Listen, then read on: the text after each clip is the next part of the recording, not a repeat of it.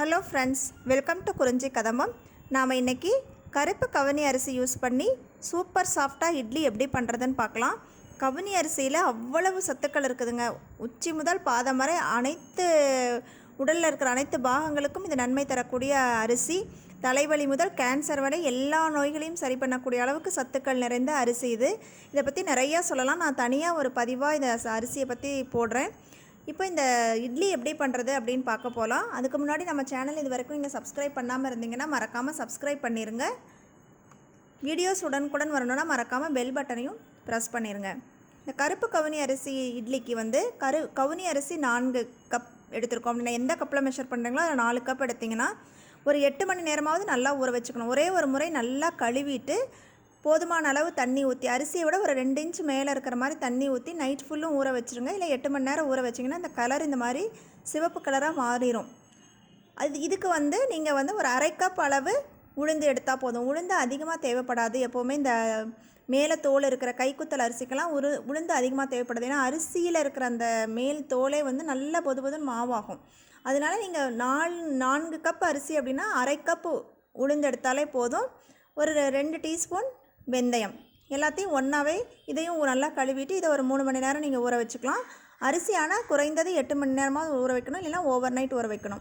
உளுந்த முதல்ல கொஞ்சம் கொஞ்சமாக தண்ணி தெளித்து நம்ம நார்மலாக இட்லி கட்டுற மாதிரி நல்லா மாவு அரைச்சி எடுத்து வச்சுக்கணும். அதுக்கப்புறமா அதே கிரைண்டரில் நீங்கள் வந்து அரிசியை போட்டு அரைச்சிக்கலாம். அரிசி போட்டுட்டு கொஞ்சம் கொஞ்சமாக தண்ணி தெளித்து அரைங்க. நிறைய தண்ணி ஊற்றிட வேண்டாம். இதுவும் அப்படி தான் உளுந்து மாதிரியே நல்ல பொதுன்னு மாவாகி வரும். எப்போவுமே நம்ம வந்து அரிசி அரைக்கும் போதே நான் வந்து உப்பு சேர்த்துருவேன். ஸோ எப்படி அரைச்சிட்ருக்குன்னு பாருங்கள். இப்போ தேவையான அளவு உப்பு சேர்த்தலாம். பார்த்தீங்கனாலே தெரியும் அந்த மாவு எப்படி பொதுன்னு உளுந்து மாவு மாதிரி இருக்குது. கலர் மட்டும்தான் வேறு மாதிரி இருக்கும், ஆனால் உளுந்து மாவு மாதிரி இருக்கும். ஸோ ஆல்ரெடி நம்ம ஆட்டி வைத்திருக்கிற உளுந்து மாவோட இந்த அரிசி மாவையும் நல்லா கலந்து எப்பவும் போல் நம்ம இட்லிக்கு மாதிரி ஒரு 8 மணி நேரம் புளிக்க வச்சிடணும். இல்லை 6 மணி நேரம்லாம் உங்களுடைய கிளைமேட்டுக்கு தகுந்த மாதிரி நல்லா இந்த மாதிரி பொங்கி வர அளவுக்கு புளிக்க வச்சு எடுத்துக்கோங்க. மாவு நல்லா பொங்கி வந்துருச்சு. நீங்கள் பின்னாடி சுடுறீங்கன்னா நீங்கள் ஃப்ரிட்ஜில் கூட வச்சிடலாம். ஸோ இந்த மாவு ரெடி ஆயிடுச்சு. நல்லா கலக்கிட்டு நம்ம இட்லி ஊற்ற போகிறோம். நீங்கள் நார்மல் இட்லி பிளேட்டில், குக்கர் பிளேட்டில் ஊற்றலாம். துணி போட்டு ஊற்றுற மாதிரி இருந்தால் அதில் கூட ஊற்றலாம். ஸோ இட்லி ஊற்றி இட்லி பாத்திரத்தில் வச்சு வேக வச்சு எடுக்க போகிறோம்.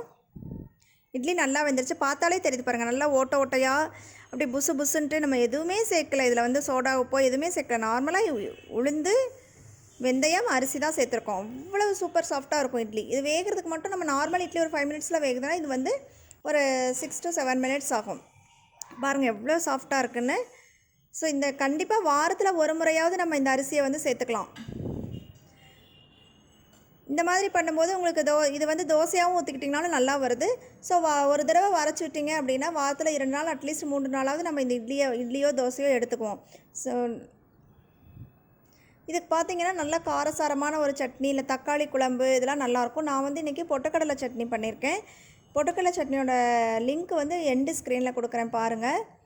ஸோ எல்லாருமே இந்த இட்லி செஞ்சு பார்த்துட்டு கண்டிப்பாக சாப்பிட்டு பார்த்துட்டு எப்படி இருக்குன்னு சொல்லுங்கள். எவ்வளோ சாஃப்டாக இருக்குன்னு பாருங்கள். சூப்பராக இருக்கும். ட்ரை பண்ணி பாருங்கள். கண்டிப்பாக உங்களுடைய மெனுவிலையும் இதை சேர்த்துக்கோங்க. ட்ரை பண்ணி பார்த்துட்டு எப்படி இருக்குன்னு உங்கள் ஃபீட்பேக்கை கமெண்ட்டில் சொல்லுங்கள். மறக்காமல் லைக் பண்ணுங்கள், ஷேர் பண்ணுங்கள். தேங்க்ஸ் ஃபார் வாட்சிங். வாழ்க வளமுடன்.